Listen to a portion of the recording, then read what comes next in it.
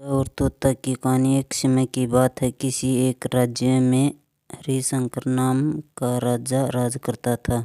उस राजा के 3 बेटे थे। उनकी ख्वाहिश थी कि वह उसका सबसे काबिल बेटा उसकी राजगद्दी संभाले, लेकिन वह इस बात लेकर संशय में था कि तीनों में से किसे वह अपना राजपाट सौंपे। एक दिन राजा को एक तरकीब सूझी।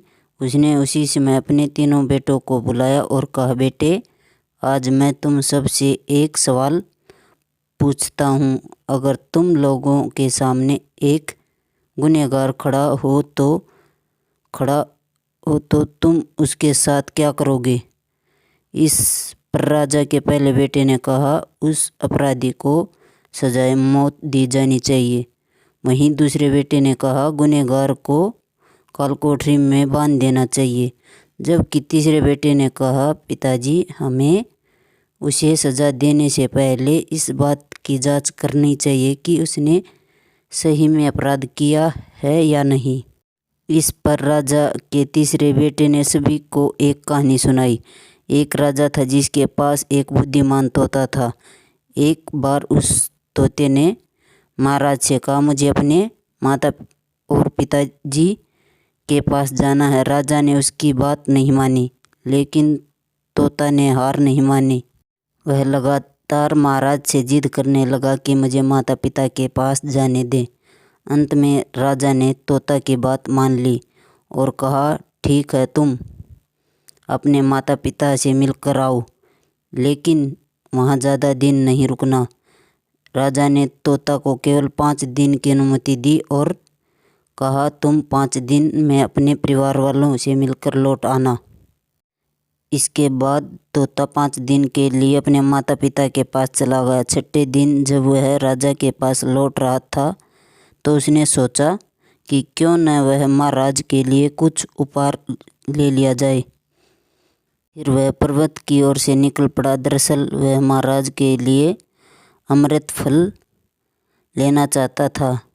वहाँ पहुँचते पहुँचते रात हो गई। तोता ने पर्वत पर पहुँचकर फल तो ले लिया, लेकिन रात हो जाने के कारण वह आगे नहीं बढ़ा और वहीं रुक गया। उस रात जब तोता सो रहा था, तभी एक सांप वहाँ आया और उसने राजा के लिए गए अमृत फल को खाने लगा। सांप ने फल को खाया, इस कारण उस फल में जहर फैल गया। हालांकि तोते को इस बात की भनक तक नहीं थी। अगली सुबह जब वह जगा तो फल लेकर महल की ओर चल पड़ा। जब वह महल पहुंचा तो खुशी खुशी सीधे राजा के पास गया और कहा, महाराज, मैं आपके लिए यह अमृत फल लेकर आया हूँ।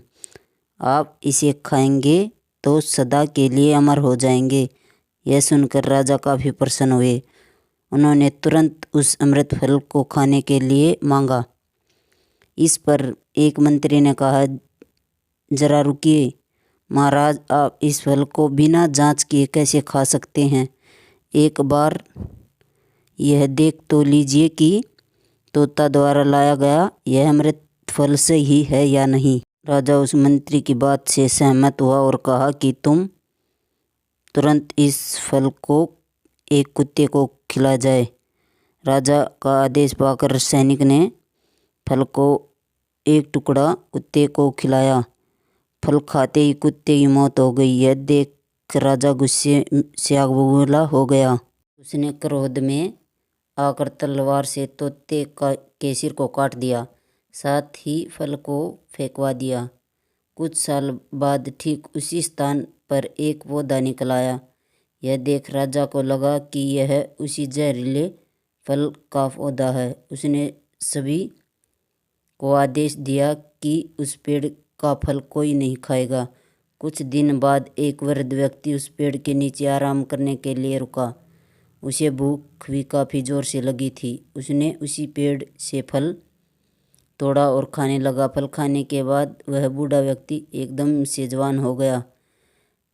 राज ने जब यह देखा तो चकित रह गया। उसे समझ आ गया कि वह फल जहरीला नहीं था।